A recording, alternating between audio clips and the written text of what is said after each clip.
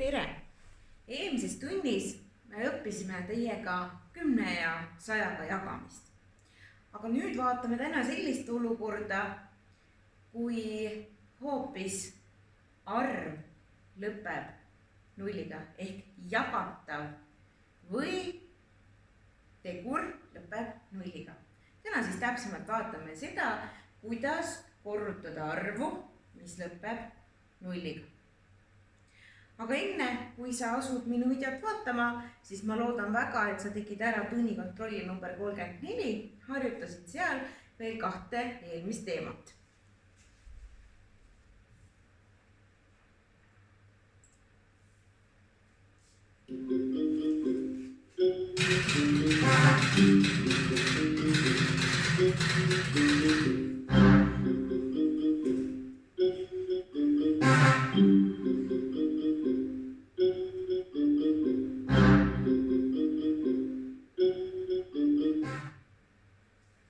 Nii, täna me õpime tõesti teiega sellist teemat nagu nulliga lõppevate arvude korrutamine. Ole hea, palun võta lahti oma vihik ja kirjuta pealkirjaks selline asi: nulliga lõppevate arvude korrutamine. Kirjuta pealkirjaks nulliga lõppevate arvude korrutamine. Ja kui sul on see tehtud, siis vaatame edasi videot. Ujumisbasseini pikkus on 50 meetrit. Anne ujus seda pikkust 3 korda.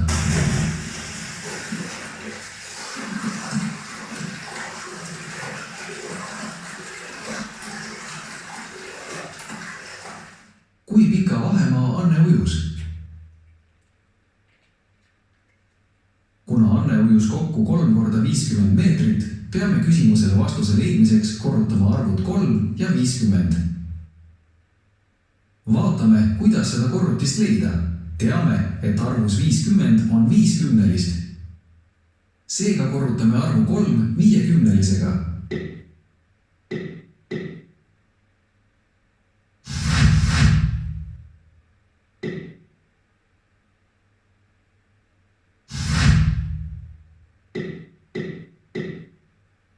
Tulemuseks saame 15 kümnelist ehk arvu 150. Saime teada, et Anne ujus 150 meetrit.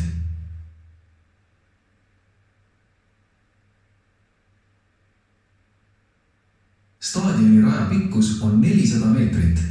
Lapsed jooksid kehalise kasvatuse tunnis 2 ringi.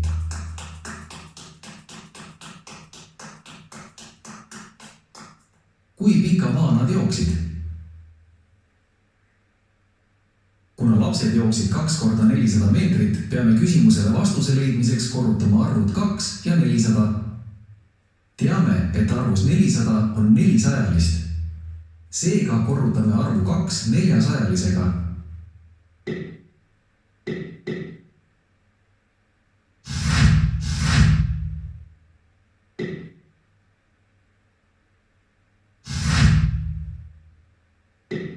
Tulemuseks saame 800-list ehk arvu 800. Saime teada, et lapsed jooksid 800 meetrit. Vaatame veel kord tehteid, mis me ülesannete lahendamisel sooritasime. Kui korrutame arvuga 50, korrutame kõigepealt arvuga 5 ja siis arvuga 10. Kui korrutame arvuga 400, korrutame kõigepealt arvuga 4 ja siis arvuga 100. Kuna arvudega 10 ja 100 korrutades lisame vastusele kas 1 või 2 nulli, võime ka öelda, et nullidega lõppevate arvude korrutamisel jätame nullid esialgu tähele panemata ja lisame need saadud korrutise lõppu.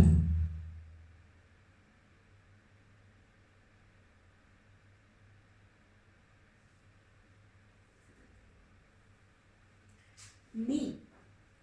Teile räägiti tegelikult sellest, mida me oleme juba 2 tundi rääkinud. Ehk need nulle me lisame või võtame ära vastavalt siis alles lõpus. Kui me enne rääkisime lihtsalt 10 ja 100, kus me nägime, et see 1 midagi ei mõjutanud, siis nüüd tuleb tähelepanu pöörata ka sellele, et kui arvus on juba näiteks 20 või 30, siis see hakkab mõjutama ka teist tegurit ehk ka vastust. Nii, sa panid kirja endale enne pealkirja ja ole hea. Kirjutame nüüd natukene lihtsamalt. Teil on siin kirjutatud täpselt arvuga, aga meie kirjutame ta üldiselt. Nii, kui korrutame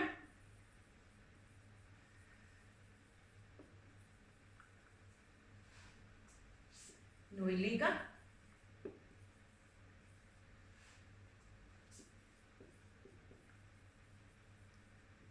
lõppevat arvu,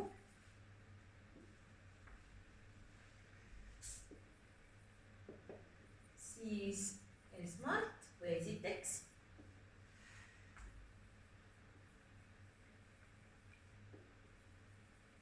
korrutame nullist erinevad arvud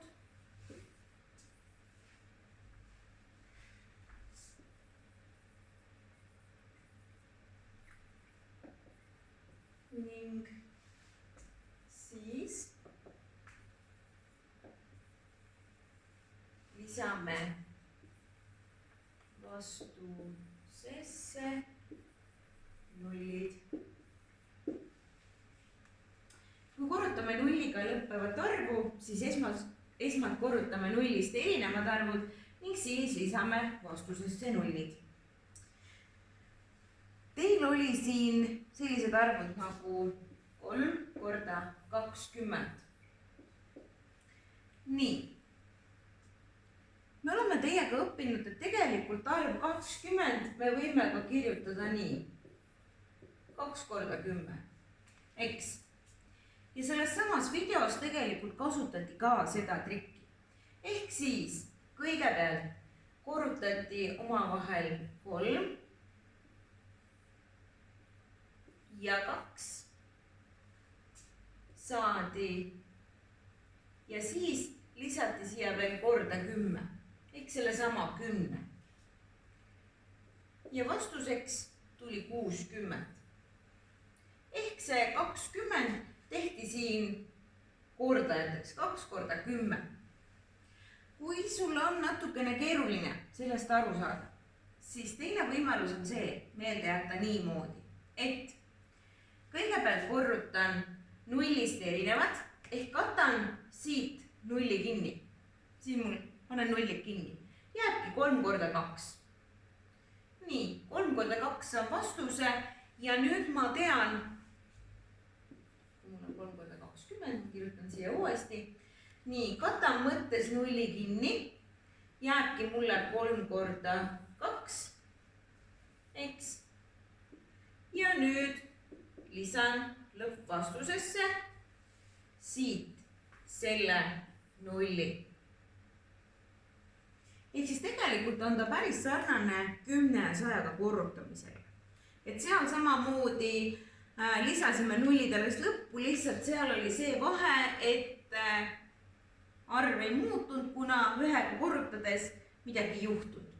Nüüd on meil siin aga näha, et 20 siin on juba 2, tema juba muudab näiteks seda 3 ja sellepärast me kõigepealt korrutame omavahel siis nullist erinevad arvud ja hiljem lisame nulli lõppu. Või näiteks teil oli siia tehtud selline arv 2 korda 400. Kirjutan ka kohe tahvlile.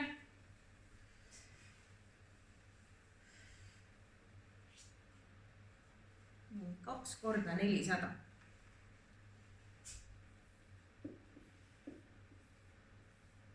Ja jälle kehtib tegelikult sama reegel. 400 me võime ka kirjutada tegelikult ju nii. 4 korda 100. Ja nüüd me teemegi nii, et me katame need 2 nulli kinni. Teeme jälle tehte 2 korda 4. Ja siis võtame need nullid või võtame siit selle 100. Ja saame vastuseks, et 2 korda 4 on 8. ja siit tulevad need 2 nulli siia sappa ehk 800. Kumb variant on sinu jaoks lihtsam, seda otsusta ise. Nii, aga meie lähme õpikusse üles leheküljele 50 ja ülesanne 4 ja proovime seda teha. Ma teen tahvlile ka. Õpik lehekülg 50, ülesanne 4. Suuliselt.